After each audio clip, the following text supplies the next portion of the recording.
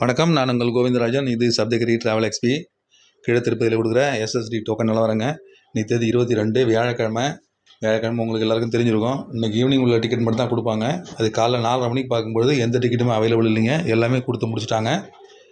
வியாழக்கிழமை மட்டும் அப்படி தாங்க இருக்குது. நைட்டு 10 மணி 11 மணிக்கெல்லாமே வந்து பக்தர்கள்லாம் நின்றுடுறாங்க.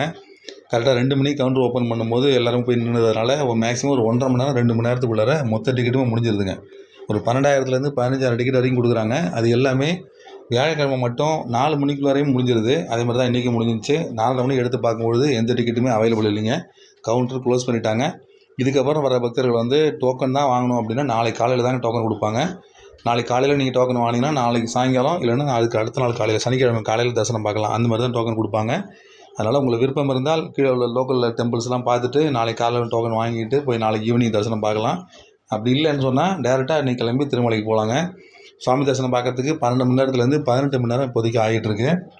கூட்டம் அதிகமாக தான் இருக்குது. அதனால் 18 மணி நேரம் வரைக்கும் மேக்ஸிமம் ஆகலாம். ட்ரை பண்ணி பாருங்கள். இன்றைக்கி காலையில் நீங்கள் போனீங்கன்னா நீங்கள் நைட்டுக்குள்ளே சாமி தரிசனம் பார்த்துட்டு வெளியில் வரலாங்க. ஓரளவு வாய்ப்பு இருக்குது அதுக்கு. இல்லைனா நாளைக்கு விடிய காலையில் வெளில வரலாம். எப்படியும் நீங்கள் டோக்கன் வாங்கிட்டு நாளைக்கு சாயங்காலம் திரும்ப வரதுக்கு பதில் இந்த மாதிரி போனீங்கன்னா நாளைக்கு காலையிலேயே நீங்கள் வெளியில் வரலாம். சாமி தரிசனம் பார்த்துட்டு முயற்சி பண்ணி பாருங்கள்.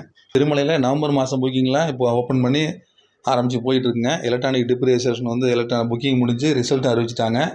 அதில் கிடைத்த பக்தர்கள் எல்லாருக்குமே கிடைத்தவர்களுக்கு என்னுடைய வாழ்த்துக்கள். கிடைக்கலன்னா மறுபடியும் ட்ரை பண்ணி பாருங்கள். நானும் ட்ரை பண்ணேன், எனக்கும் கிடைக்கல. நவம்பர் மாதத்துக்கு ஒரு நாள் தான் ட்ரை பண்ணேன், எனக்கு கிடைக்கல. சப்ஸ்கிரைபர்ஸ் யாருக்காவது கிடைச்சிருந்ததுன்னா கமெண்ட்டில் சொல்லுங்கள். இல்லைனா மறுபடியும் ட்ரை பண்ணி பார்க்கலாங்க. அடுத்த மாதம் மறுபடியும் ட்ரை பண்ணி பார்ப்போம். இன்றைக்கி வந்து ஆர்ஜித சேவா ஓப்பன் ஆகுதுங்க. ஆர்ஜித சேவாவில் கல்யாண உற்சவம், ஊஞ்சல் சேவை, ஆர்ஜித பிரம்மோற்சவம், சகஸ்ர தீப அலங்கார சேவை, இந்த 4 சேவைகளும் இந்த ஆர்ஜித சேவாவில் வரும். இது காலையில் 10 மணிக்கு ஓப்பன் ஆகுது. நவம்பர் மாதத்துக்கான கோட்டா. இதில் இந்த மாதம் என்ன சேர்த்துருக்காங்கன்னா ஆனுவல் புஷ்ப யாகம், அதாவது வருடாந்திர உற்சவம் புஷ்ப யாகம்னு ஒரு யாகம் ஒன்று. அதை வந்து இப்போ நவம்பர் மாதம் 9ஆம் தேதி வருதுங்க. அதை இதில் ஆட் பண்ணியிருக்காங்க. இந்த நவம்பர் 9ஆம் தேதி பார்த்திங்கன்னா காலையில் 7:30 மணிலேருந்து சாயங்காலம் 6 மணி வரைக்கும் இந்த யாகம் வந்து கோயிலுக்குள்ளே நடக்கும். கல்யாண உற்சவம் நடக்கிற இடத்துல தான் அந்த யாகம் நடக்கும். அதற்கான புக்கிங்கும் இதோடு சேர்த்து ஓப்பன் பண்ணுறாங்க 22ஆம் தேதி. அதாவது இன்றைக்கி காலையில் 10 மணிக்கு இது ஓப்பன் ஆகுதுங்க. டிடிடியோட அஃபிஷியல் ஆப் எப்படி ஓப்பன் பண்ணோம்னா அதில் மேலே இருக்கு பாருங்கள், ஆர்ஜித சேவா அப்படின்னு இருக்குது. அதை கிளிக் பண்ணலாம். ஸ்ரீவாரி டெம்பிள் திருமலாம் இருக்குது பார்த்தீங்களா. ஆகஸ்ட் மாதத்துக்கு இதில் இருக்குது. நம்ம பார்க்க வேண்டியது வந்து நவம்பருக்கு. September full, October full. நவம்பரில் பாருங்கள் இன்னும் ஓப்பன் பண்ணல. அது 10 மணி தான் ஓப்பன் ஆகும். இதில் ஆல் சேவாவில் கிளிக் பண்ணுறேன். அதில் பாருங்கள் ஆல் சேவாவில் ஊஞ்சல் சேவா, ஆர்ஜித பிரம்மோற்சவம், கல்யாண உற்சவம், சகஸ்ர தீபாலங்கார சேவை, கடைசியாக பாருங்கள் புஷ்ப யாகம் இதில் ஆட் பண்ணிட்டாங்க பாருங்கள். இப்படி தாங்க வருவது. நீங்கள் புஷ்பயாகத்தை அப்படி கிளிக் பண்ணோம்னா டேரெக்டாக அது ஓப்பன் ஆகும். அதை பார்த்தீங்கன்னா கரெக்டாக 9ஆம் தேதி சனிக்கிழமை மட்டும்தான் அது காட்டுங்க. மற்ற நாளில் கிடையாது. சனிக்கிழமை மட்டும் ஒரே ஒரு நாள் வருடாந்திர புஷ்பயாகம். ஒரு வருடமும் பிரம்மோற்சவம் முடிஞ்ச பிறகு அடுத்து வர கார்த்திகை மாதத்தில் திருவோண நட்சத்திரம் வரும்பொழுது இந்த யாகம் கொண்டாடுவாங்க. ரொம்ப ஒரு சிறப்பாக பிரமாதமாக அந்த யாகம் நடக்கும். இதுக்கான தனியாக ஒரு வீடியோவே நேற்று ஒன்று போட்டிருக்கேன். அது வேணுங்கிறவங்க அந்த டீட்டெயில்ஸ் எடுத்து பார்த்துங்க. அற்புதமாக செய்யக்கூடிய இந்த புஷ்ப யாகத்தில் கலந்துக்கிட்டோம்னா ஒரே நாளில் பெருமாளை 2 தடவை போய் பார்த்துட்டு வரலாம். அந்த மாதிரி வாய்ப்பு. காலையில் ஒரு தடவை அந்த ஹோமம்லாம் நடக்கும், அதில் போய் கலந்துக்கிட்டு மூலவரை பார்த்துட்டு வரலாம். திரும்ப மதியானம் மறுபடியும் இந்த புஷ்ப யாகம் நடக்கும், அதில் போய் கலந்துக்கிட்டு அது முடிஞ்சோடனே மறுபடியும் போய் சாமி தரிசனம் பண்ணிட்டு வரலாம். காலையிலேருந்து சாயங்காலம் வரைக்கும் நடக்கிற ஒரு முக்கியமான ஒரு உற்சவங்க அது. வேணுங்கிறவங்க ட்ரை பண்ணி பாருங்கள். இது 700 டிக்கெட்டு. மற்ற டிக்கெட்லாம் 500. இந்த டிக்கெட் வந்து 700 ஒரு ஆளுக்கு. இது ஒரு ஆள் பண்ண முடியுமா 2 ஆள் பண்ண முடியுமாங்கிறது தெரியலைங்க. இது ஓப்பன் பண்ணால் தான் தெரியும். இது அது தவிர வந்து அன்றைக்கி நான் போட்டிருந்த வீடியோவில், அதாவது கல்யாண உற்சவம், ஊஞ்சல் சேவை, இந்த மாதிரி 4 சேவைகளில் ஏதாவது ஒரு சேவை இந்த நவம்பர் 9ஆம் தேதிக்கு முன்னாடி 6 மாதத்துக்கு முன்னாடி நீங்கள் கலந்துக்கிட்டு இருந்தீங்கன்னா உங்களால் கலந்து கொள்ள முடியாது. அப்படி தான் இதில் ஆர்ஜித சேவாவில் இருக்குதுன்னு சொல்லியிருந்தேன். நானுமே ஜூலை மாதத்தில் ஊஞ்சல் சேவை கலந்துக்கிட்டு இருந்ததுனால என்னாலும் புக் பண்ண முடியாதுன்னு நினச்சிக்கிட்டு இருந்தேன். ஆனால் திருமலை திருப்பதி தேவஸ்தானத்தோட தகவல் தொடர்பு அதிகாரிகளை ஃபோன் பண்ணி கேட்கும்போது அவங்க என்ன சொல்கிறாங்கன்னா, இந்த ஆர்ஜித சேவாவில் வந்து இது வந்து வருடாந்திர பிரம்மோற்சவம் சார், இது பவித்திர உற்சவம், இதெல்லாம் வந்து தனி. இதுக்கும் இந்த கல்யாண உற்சவத்துக்கும் சம்மந்தம் கிடையாது. நீங்கள் கல்யாண உற்சவம் ஆல்ரெடி புக் பண்ணியிருந்தா கூட இன்னும் நீங்கள் பார்க்கல, நீங்கள் புக் பண்ணி வச்சுருக்கீங்க அப்படின்னா கூட மறுபடியும் நீங்கள் புக் பண்ணி பாருங்கள் அப்படின்னு சொல்கிறாங்க. நான் ஜூலை மாதம் ஊஞ்சல் சேவை பார்த்துருந்தேன்னு சொன்னேன். இல்லை பரவாயில்ல சார், நீங்கள் புக் பண்ணி பாருங்கள், ட்ரை பண்ணி பாருங்கள், வரும் தான் நினைக்கிறேன், நீங்கள் பாருங்கன்னு சொல்கிறாங்க. அதே மாதிரி நான் அடுத்த மாதத்துக்கு கல்யாண உற்சவத்தை புக் பண்ணியிருக்கேன்னு ஒருத்தர் கேட்டிருந்தார். அவருக்காக கேட்டேன். அடுத்த மாதம் கல்யாண உற்சவம் புக் பண்ணியிருக்கோம் செப்டம்பர் மாதத்தில், இப்போ நாங்கள் மறுபடியும் புக் பண்ண முடியுமா அப்படிங்கும்போது பண்ணி பாருங்கள் சார், கண்டிப்பாக கிடைக்கும்னு சொல்கிறாங்க. இது வருடாந்திர உற்சவத்துக்கும் இந்த மாதாந்திர உற்சவத்துக்கும் சம்மந்தம் கிடையாது. தினம் நடக்கிற உற்சவம் இது.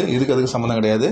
அதனால் நீங்கள் இதுக்கு ட்ரை பண்ணி பாருங்கள், கிடைக்கும் அப்படின்னு சொல்கிறாங்க. ஓப்பன் ஆகும் அப்படின்னு தான் அவங்க சொல்கிறாங்க. பட் அவங்களும் வந்து 100% ஷூராக சொல்லிங்க. இல்லை சார் கண்டிப்பாக கிடைக்குன்னு தான் நினைக்கிறேன், நீங்கள் ட்ரை பண்ணி பாருங்கள் அப்படின்னு சொல்கிறாங்க. அதனால் உங்களுக்கு வாய்ப்பு இருந்ததுன்னா நவம்பர் 9 நான் கலந்துக்கலாம் அப்படிங்கிற ஒரு எண்ணம் இருந்துச்சுன்னா நீங்கள் ஆர்ஜித சபா புக் பண்ணியிருந்தாலும் பரவாயில்ல, இல்லை 6 மாதத்துக்குள்ளே போயிருந்தாலும் பரவாயில்ல, ட்ரை பண்ணி பாருங்கள். நானும் ட்ரை பண்ணி பார்க்குறேன். நானும் இது வரைக்கும் பண்ணுற ஐடியா இல்லை. அவங்களுக்கு கேட்ட பிறகு கண்டிப்பாக நானும் ட்ரை பண்ணலாம்னு நினச்சிக்கிட்டு இருக்கேன். ட்ரை பண்ணுறேன். இந்த மாதிரி வருடத்துக்கு ஒரு தடவை நடக்கிற இந்த புஷ்ப யாகத்தில் கலந்துக்கிட்டு கிட்டத்தட்ட ஒரு 7 டன்லேருந்து 9 டன் மலர்களால் பெருமாளை அர்ச்சனை பண்ணுவாங்க, அபிஷேகம் பண்ணுவாங்க. மலர்களாலே அபிஷேகம் பண்ணுவாங்க. ஒரு அருமையான ஒரு சேவையை கலந்துக்கிறதுக்கு நமக்கு ஒரு வாய்ப்பு இருக்குங்க. அந்த மாதிரி இந்த சேவை நடக்கும்போது காலையில் 11:30லேருந்து 12:30 வரைக்கும் மாலைகள்லாம் கட்டுறதுக்காக தனியாக ஒரு பில்டிங்கே இருக்குங்க. சேவா சதன் பில்டிங்னு இருக்குது. அதுக்கு பக்கத்தில் தான் அந்த மாலைகள்லாம் கட்டுறதுக்காக ஒரு பெரிய பில்டிங்கே கட்டியிருக்காங்க.